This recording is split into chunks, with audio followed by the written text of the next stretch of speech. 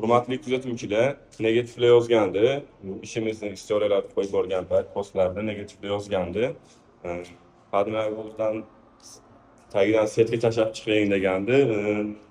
Yorug' paydo bo'ladi, tirishayna bo'ladi degandi. Mana qilganimizga hali 2 oy, 3 oy bo'ldi. Xodimlarni qilib ketganimizga hali hech qayerda tirishayna bir bo'lib yo bir yorilgan joyi bo'lgani yo'q. Men buni bu yerga sinab ko'rganim yo'q. Oldin 2-3 yil ham oldin qilib ko'rganman. Sinovdan o'tgani uchun setga tashlamasdan qilganman. Shu narsalarni hisobiga sinovdan o'tgan. Mana ko'rib chiqishinglar mumkin, hali hech qayerda mana tirishayna bo'lib yorilish, shunga o'xshash narsalar bo'lgan yo'q mana.